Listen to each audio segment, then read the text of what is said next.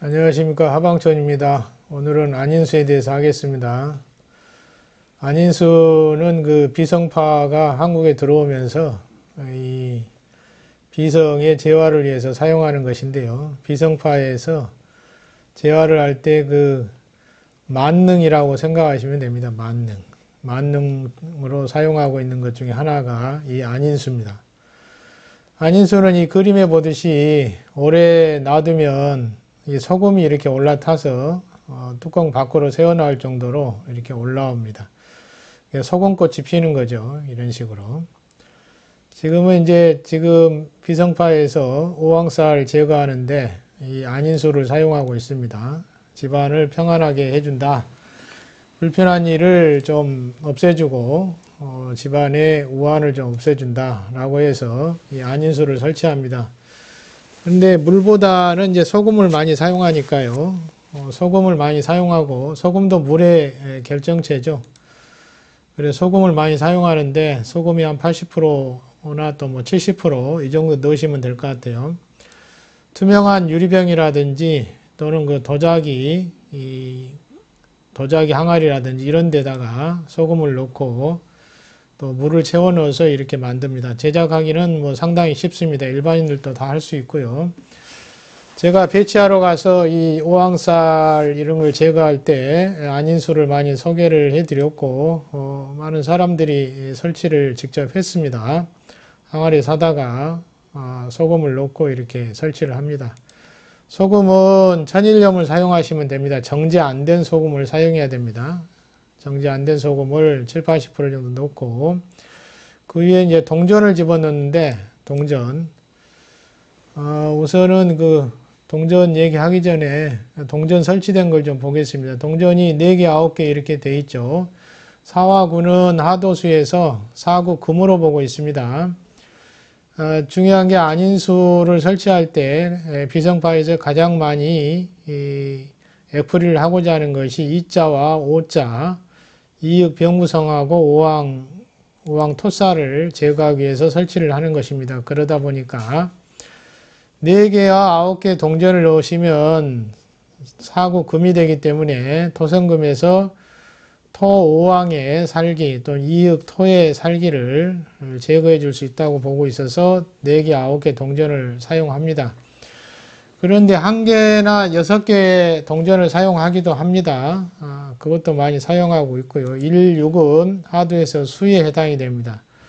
토국수에서 토의 기운을 설기 또는 누기시키는데 영향을 주게 되는 것이죠. 수의 기운을 강화시켜서 이렇게 하는 것입니다. 그래서 일부는 1개, 6개 동전을 채택하기도 하고 어느 분은 4개, 9개 동전을 채택해서 집어넣습니다. 바이두에 나와 있는 그 그림 보시면 훨씬 더 이해가 쉬우니까 그림 보면서 말씀드릴게요. 이 바이두 안인수 사진 이렇게 보시면은 이런 식으로 나와 있습니다. 가운데 용운이 들어가 있고요. 용운. 그 다음에 가장자리에 걸륭 그때 사용했던 동전들 이렇게 6개가 들어가 있습니다. 그래서 1개, 6개, 16이 나오죠. 16은 수에 해당이 되기 때문에 소금도 수, 물도 수, 16 숫자 동전도 수, 금의 기운이면서 숫자를 수에 맞추는 것이죠. 그래서 이익 토살, 오왕 토살, 토기의 기운을 설기시키는 것입니다. 토생금 금생수로 힘을 빼는 겁니다. 이 화법이죠.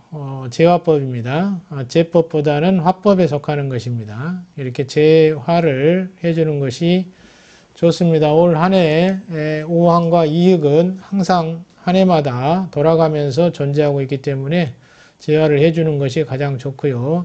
특히 문이나 창문 쪽에 있으면 더욱더 흉엄이 나타나기 때문에 제화를 해주시는 것이 좋습니다. 이렇게 유리병에 안인수를 만들어서 설치합니다. 그 모양을 멋있게 만들어 놨죠. 이렇게 해서 직접 팝니다. 판매도 하고 있는 것 같아요. 여기도 보시면은 밑에 노란색으로 되어 있는데 수정입니다. 수정. 그 위에 소금이 들어가 있고요. 그 다음에 동전도 집어넣고 그 다음에 이제 수정으로 만든 그 돈 모양이죠. 이런 걸 집어넣어서 이제 응용을 하는 것입니다. 그런데 꼭 이런 것이 필요한 건 아니고요.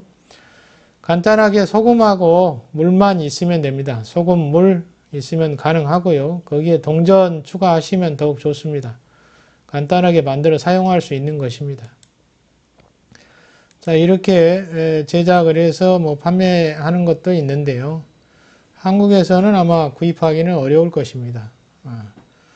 자, 이런 식으로 직접 유리병 사다가 제조하시면 거의 비용이 들지 않습니다. 자, 이런 식으로 만들어 사용한다는 점인데요.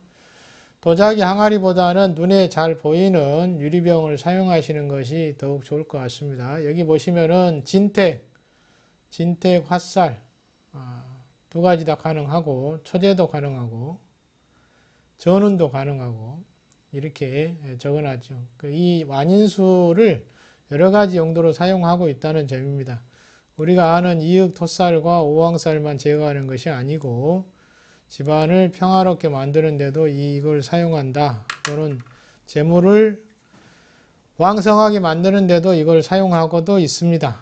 그 오기운제라고 그래서 오기운제법을 적용하기도 하고요. 또는 이렇게 함으로써 집안에 귀신이라든지 가위눌림이라든지 이상한 현상이 일어나는 것을 제어하는데도 이런 안인수를 사용하고 있습니다.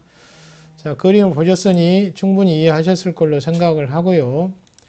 만드는 방법은 이제 대략적으로 말씀을 드렸으니까 소금 80% 넣고 그 다음에 4개, 9개 동전 동그랗게 집어넣은 다음에 물을 부어 두시면 됩니다.